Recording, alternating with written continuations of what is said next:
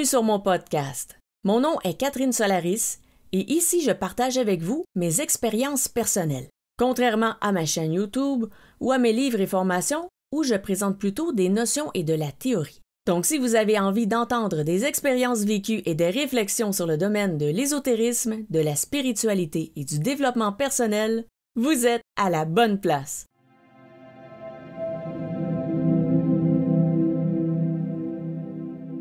Dans cet épisode, je vais vous raconter un rituel d'amour que j'ai fait à l'adolescence qui a mal tourné.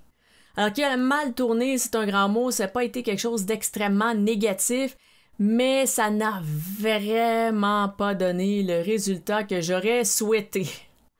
Alors déjà, à l'adolescence, c'était la période où j'ai fait la majorité de mes tests en ésotérisme et aussi des tests, je dirais que peut-être je ne referais pas aujourd'hui, mais ça m'a quand même appris des choses, donc ça a valu la peine et la majorité des choses que j'ai fait n'ont pas eu d'impact négatif sur qui que ce soit parce que je tentais toujours de bien faire les choses, donc ça valait quand même la peine de faire ces expériences, ça m'a beaucoup appris et j'ai pu ensuite aussi partager mon savoir avec les gens. Premièrement, pourquoi est-ce que j'ai voulu faire un rituel d'amour quand j'étais adolescente? Eh bien en fait, c'est que j'avais 17 ans. Je n'avais pas eu de copain pour l'instant et je n'avais pas d'attirance de toute façon. Donc, pourquoi est-ce que je n'avais pas été en couple et que ça ne m'intéressait pas? Eh bien, c'est parce que je n'avais pas d'attirance envers qui que ce soit. Donc, que ce soit les garçons ou les filles, aucun ne me tentait. Parfois, je pouvais avoir un petit intérêt, mais c'était hyper passager. Parfois, dès le lendemain, j'avais plus aucun intérêt, je savais même plus pourquoi j'avais été intéressée par cette personne. Selon moi, c'était une question de libido, parce que fin d'adolescence, vraiment, ça peut être très fort. Donc, j'ai l'impression que la libido prenait le dessus, et là, j'avais une sorte d'attirance soudaine, mais ça disparaissait quand même très vite, et ça arrivait rarement aussi. Donc, 17 ans, aucun copain. Encore arrive la pression sociale. Alors, la pression sociale des amis qui dit « Hey, est-ce que tu vas te faire un petit copain? Comment ça, est-ce que t'as pas encore de petits copains? » Et ici, on dit un chum, donc c'est vraiment « T'as toujours pas de chum? Est-ce que tu t'es fait un nouveau chum? Est-ce que tu t'es fait un chum puis tu nous le dis pas? Tu nous caches des affaires? » Non, je cachais rien. J'avais juste pas d'intérêt. Et là, ce qui est arrivé, c'est que les gens commençaient à se questionner, et là, ils commençaient à se dire que j'étais peut-être lesbienne. Mais c'est parce que je ne suis pas lesbienne. Et je n'ai absolument rien contre les lesbiennes, qu'on s'entende, aucun problème. Personnellement, là, les gens peuvent faire ce qu'ils veulent avec qui ils veulent. Je dis toujours, tant que je n'ai pas à regarder, ça m'importe peu. Alors, vous faites ce que vous voulez chez vous, c'est parfait pour moi. Mais je ne suis pas lesbienne. Je ne suis pas plus attirée par les femmes que par les hommes. Et par les hommes, c'est tellement minime, ça vaut même pas la peine d'en parler. Alors, ce qui est arrivé, c'est que là, j'avais la pression sociale d'être en couple et je me suis dit, eh bien, si j'essaye d'être en couple, peut-être que l'attirance, le désir, l'intérêt, peut-être que ça va me venir en étant en couple. Comme on dit... L'appétit vient en mangeant. Moi, c'est ça. Donc, je me suis dit ça. Alors, j'ai dit, bon, mais parfait. Mais moi, je voulais pas être en couple pour être en couple. Parce que quand on n'a pas d'intérêt, il faut se trouver un objectif. Donc, je me suis dit, bien, ce que je vais faire un rituel d'amour. Parce que je voulais être dans une relation amoureuse. Donc, je voulais au moins qu'il y ait quelqu'un qui m'aime et que j'aime en retour. Donc, ça, je trouvais ça beau et j'avais envie de vivre ça.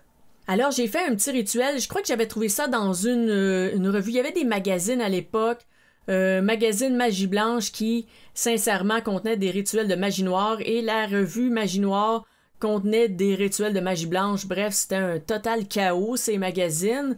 Mais j'avais quand même des notions.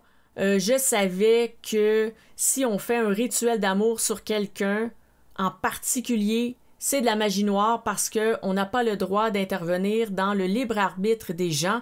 Donc, si on force la personne à nous aimer, c'est de la magie noire. Et là, on intervient dans son cheminement, dans ses choix, peut-être même dans ses choix de vie, dans son incarnation. Et là, ça va jouer dans son karma. Et son karma, on peut aussi se le prendre nous. Donc, on peut se prendre son karma, en avoir plein la gueule de son karma à l'autre personne parce qu'on est intervenu dans sa réalité, dans son cheminement, qu'on n'avait pas à faire ça. Donc, quand on parle de magie noire, et parfois on entend parler du triple retour, eh bien, le retour de la magie noire, ce n'est pas toujours selon ce concept de triple retour. Parfois, ça arrive à cause qu'on est intervenu dans le cheminement de quelqu'un et le karma ou la charge lourde ou le négatif ou le travail de la personne, qu'est-ce qu'elle avait à faire et dont on l'a détourné. Parfois, c'est nous qui va se prendre ce karma-là et on va avoir cette charge ensuite sur notre dos et on va devoir éventuellement s'en débarrasser ou faire le travail et faire des choses de plus en plus de ce qu'on avait déjà à faire. Donc, on s'accumule du négatif, des épreuves et des défis, mais pas nécessairement des bons défis. Il y a d'autres raisons aussi qui font en sorte qu'il y a des retours en magie noire. Ça, je pourrais en parler dans un autre épisode ou sinon sur ma chaîne YouTube où je donne plutôt des notions sur ce type de sujet. Alors, je savais que agir sur une personne en particulier, ce n'était pas bon. De toute façon, je n'avais pas non plus une personne que je visais. Alors, ça tombait bien parce que je me disais pas « Ah, mais moi, c'est cette personne-là que je veux, là, je peux pas le faire parce que sinon, c'est de la magie noire. » J'avais même pas ce dilemme parce que j'avais personne vraiment qui m'intéressait.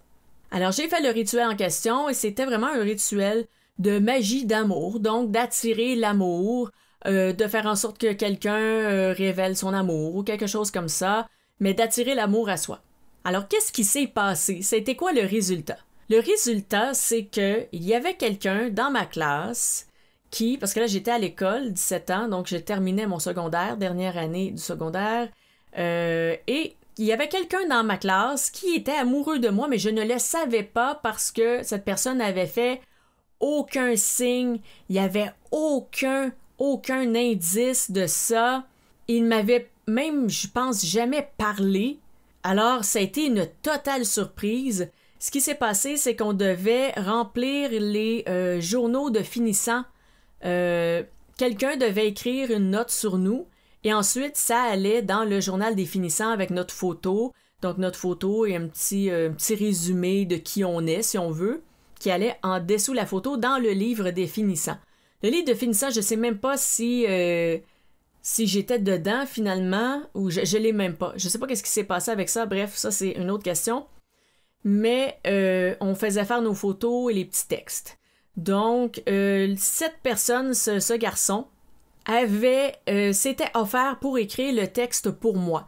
Donc, il avait dit à son amie, une amie fille, de venir me voir pour me poser la question. Donc, déjà, il me parlait par intermédiaire. Et donc, cette fille arrive et elle me dit « Ah, un tel voudrait écrire le texte pour toi. » Là, je lui dis « Pourquoi? Elle me connaît même pas, on se parle pas. » Puis là, elle dit « Ah non, mais c'est parce qu'il t'observe beaucoup depuis le début de l'année et trouve vraiment incroyable et puis tout ça. Il a vu plein de tes qualités, donc il aimerait écrire un texte sur toi. » Et là, moi, j'ai fait « Hein? Qu'est-ce que c'est que ça? Ça sort d'où, ça? » La surprise de... Mais voyons, ce garçon est intéressé à moi depuis le début de l'année. Je suis même pas au courant, j'ai même pas remarqué s'il me regardait en coin dans certains cours ou quoi que ce soit. Parce qu'en fait, cette année-là, j'étais dans les cours d'enrichi. Et les cours enrichis, c'était une classe qui se suit tout le temps dans tous les cours. Parce qu'au régulier, on change toujours de groupe, on change toujours de personnes. Donc, chaque cours, tu vas avoir des élèves différents. Mais le groupe d'enrichi, c'est un groupe qui se suivait ensemble, donc on était toujours avec les mêmes élèves dans tous les cours. Ce qui était vraiment agréable parce qu'on finit par se faire des amis et ils sont là tout au long de la journée. Donc c'est vraiment plaisant parce qu'on est toujours avec notre groupe et c'est un groupe calme parce que c'est des élèves en enrichi, donc ils aiment apprendre, ils aiment écouter le cours, les notions, les questions sont super intéressantes, donc il y avait vraiment une belle dynamique. Mais de là à me rendre compte que ce garçon qui était là et qui était toujours là dans mes cours était intéressé à moi. C'était une surprise totale et complète. Et là, il m'a dit, il voudrait écrire le texte. J'ai dit, mais non, je veux pas qu'il écrive le texte. On se connaît pas.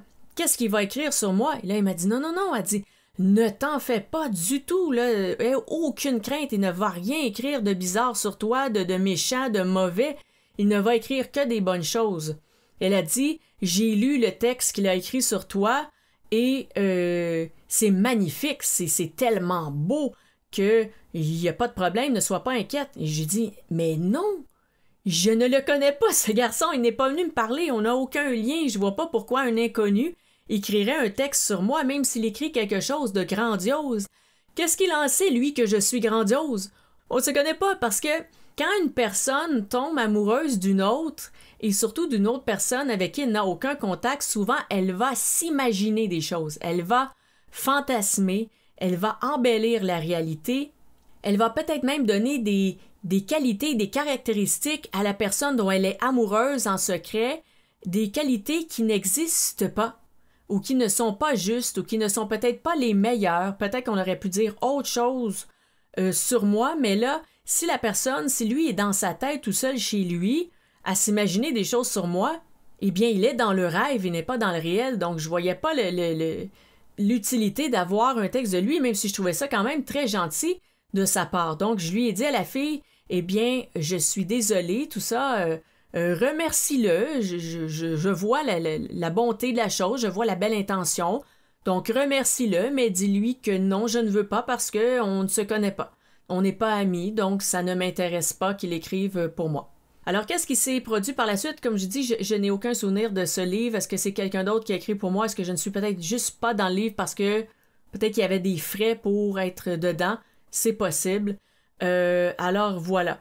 Donc, le résultat, eh bien, comme on voit, c'est que j'ai eu une très, très grande surprise. C'est qu'en faisant ce rituel de magie d'amour, eh bien, ça a attiré l'amour, mais en fait, ça a attiré surtout une déclaration d'amour d'un amour qui était déjà présent. Mais quand même, l'effet était là parce que ça a attiré l'amour. Donc peut-être que si je n'avais jamais fait ce rituel, peut-être qu'il n'aurait jamais été capable de venir vers moi, entre guillemets, on s'entend, de venir vers moi avec cet amour pour me le dévoiler. Et donc, pourquoi je ne voulais pas essayer d'être en couple avec cette personne? Comme j'avais dit au départ, je voulais être avec quelqu'un que j'aime et qui m'aime. Eh bien, c'était parce que c'était un personnage un peu étrange, quelqu'un qui était beaucoup trop, justement, distant, trop dans son coin, quelqu'un de trop effacé. Et moi, déjà, quand j'étais très jeune, j'étais très, très, très extravertie. Je parlais constamment, tout le temps. Mais il est arrivé un moment où j'ai eu ce qu'on appelle en anglais une bully. Et du bullying, ça c'est, en français, c'est de l'intimidation. Donc, j'ai eu une intimidatrice. Et comme on le dit dans les médias, dans les temps modernes, là, dans les dernières années, ça a un grand impact, un impact très, très, très fort et ça peut durer des années, même toute la vie. Et donc, après, je suis devenue un peu plus reculée, un peu plus détachée, isolée, et mis de côté, mais mise de côté parfois par moi-même. Et donc, j'avais pas envie d'être avec quelqu'un qui avait cette attitude parce que moi-même, c'était une attitude que j'avais développée, mais par traumatisme de se faire harceler, malmener, insulter et ainsi de suite parce qu'il y avait plein de choses dans l'intimidation que j'ai subie. Il y avait tout simplement pas la violence physique et c'est tout. Là, c'est tout ce qui manquait, mais elle était presque arrivée à ça, donc l'intimidatrice. Et j'avais pas envie d'être avec quelqu'un qui était un peu dans ce format-là. J'avais envie d'être avec quelqu'un qui a envie de bouger, d'être dans l'action, qui a envie de faire du social et tout ça. Et donc, finalement, la personne que j'ai choisie, qui a été mon premier copain, c'était plutôt ce type de personne, justement, qui a plusieurs amis, qui connaît plein de monde, avec qui on socialisait, on sortait, on allait faire des balades, on s'amusait, donc d'une manière un peu plus extravertie. Dans le fond, pour revenir à qui j'étais vraiment quand j'étais plus jeune, donc pour revenir à mon vrai moi. Et il faut faire attention aussi, ça c'est ma vision, là, je vais énoncer une opinion très personnelle, mais je crois qu'il faut faire attention aussi quand on est une personne extravertie, motivée, enjouée, tout ça, et qu'on attire quelqu'un qui est beaucoup plus calme. Souvent, c'est que cette personne calme-là n'est pas capable elle-même de s'offrir cette joie, cette action, et au lieu de le faire dans sa vie, de mettre des trucs qu'elle a envie en action, elle va se trouver un partenaire qui va lui apporter ça. Très, très, très mauvaise dynamique parce que, de un, la personne enjouée et active va devoir tout le temps faire les efforts pour l'autre et puis toujours mettre de l'action et toujours prendre les décisions et toujours créer des activités. parce que l'autre n'en crée pas, elle n'en crée même pas dans sa vie personnelle quand elle est toute seule. Donc pourquoi elle en créerait quand elle est en couple? Alors c'est toujours la même personne qui fait les choses. Et une fois que le couple se sépare, eh bien la personne qui n'avait pas cette joie, cette envie de faire des choses, des activités, elle va retourner à son état initial parce qu'elle doit instaurer ça dans sa vie. Donc je voulais quelqu'un qui était au même niveau que moi, donc qui avait peut-être des problèmes à régler, mais qui avait envie de bouger, de vivre et d'avoir du plaisir. Alors, voilà pour ce rituel d'amour et ça n'a pas donné les bons résultats, mais au moins, je suis fière de l'avoir fait dans la magie blanche, donc en ne forçant personne. C'était une très bonne chose. Ensuite, je l'ai fait aussi dans le respect de lui parce que j'avais dit à la fille « remercie-le, tout ça c'est très gentil, blabla ». Donc je ne lui ai pas fait un rejet méchant comme « Ah, c'est qui ça? Hein? Pourquoi? » J'ai pas réagi comme ça, j'ai été vraiment neutre. « Ah, pourquoi est-ce qu'il... » Parce que la réaction, bien sûr, dans ma tête, c'était « Ah, quoi? » Mais la réaction verbale que j'ai dit à la fille, que j'ai dit à voix haute et qu'il a probablement entendu, c'était très neutre, c'était d'un ton très, très posé. Ah ben pourquoi il veut écrire sur moi? Questionnement. Et OK, mais j'apprécie, mais on n'a pas de lien. Tu sais, c'était dit d'une manière très posée, après j'ai dit remercie-le, tout ça. Donc c'était très gentil. Alors je suis quand même fière de mon rituel que j'ai fait et ensuite de la manière dont j'ai traité avec les résultats non souhaités, mais voilà, ce sont des choses qui arrivent. Et par la suite, est-ce que j'ai fait un autre rituel qui a réussi? Eh bien oui, j'en ai fait un autre parce que, comme je disais, il y avait beaucoup de pression sociale sur moi. Et là, puisque ça avait échoué, ce rituel, j'en ai fait un autre, mais cette fois-ci, je l'ai fait de manière beaucoup plus précise. Donc, au lieu simplement de demander à attirer l'amour, j'ai demandé, je veux un partenaire qui est comme ça, comme ça, comme ça. Donc, j'ai mis mes critères. J'avais même mis des critères physiques, si je me souviens bien. Je crois que j'avais demandé peut-être cheveux bruns, yeux bleus ou blonds aux yeux verts. Okay? Quelque chose comme ça. Et j'avais demandé un peu la personnalité, comment est-ce qu'il serait, comment est-ce qu'on pourrait réussir à s'entendre, nous, quelle sorte de couple un peu je voulais. Et j'ai fait ce rituel et ça a fonctionné. Et c'était justement le copain dont je vous parlais juste avant, celui avec qui j'ai été en couple. Et ce couple a duré 9 ans. Donc, parce que c'était une personne qui me correspondait vraiment beaucoup. Et pourquoi la relation s'est terminée? Eh bien, c'est parce que moi, j'ai changé et lui, non. Et donc, les critères de départ, on avait les mêmes, mais en évoluant, en changeant, en me libérant, en faisant aussi des thérapies avec des psychologues pour régler des problèmes. Et quand on règle ces problèmes, eh bien souvent, on change d'attitude. Et quand on change d'attitude, on a envie d'une vie différente. On a envie de changer des choses dans notre vie, dans notre quotidien. On a de nouvelles ambitions. Et donc, ça a fait en sorte que le couple ne fonctionnait plus. Mais au départ, le rituel avait très bien fonctionné. Donc, je vous en reparlerai probablement du rituel que j'avais fait qui a fonctionné. Et je vais essayer de creuser dans ma mémoire le plus possible pour aller chercher comment est-ce que j'avais fait ce rituel. Parce que à 17 ans, c'était en 1997. On s'entend que ça commence à faire vraiment longtemps. Mais je vais essayer de retrouver ce que j'avais fait pour vous donner un peu la procédure. Si jamais vous voulez l'essayer de votre côté, c'est de la magie blanche parce que ça ne vise personne en particulier, mais au lieu de viser au sens large, trop large, comme on a vu dans mon exemple ici, eh bien là, ça va préciser un peu plus ce qu'on recherche. Et après, il faut faire attention aux critères qu'on sélectionne, donc ça aussi, je pourrais vous en reparler. Alors, pour cette expérience de rituel d'amour qui a mal tourné, c'est terminé et je vous reviendrai dans un autre épisode avec l'autre rituel. Alors, je vous dis à la prochaine!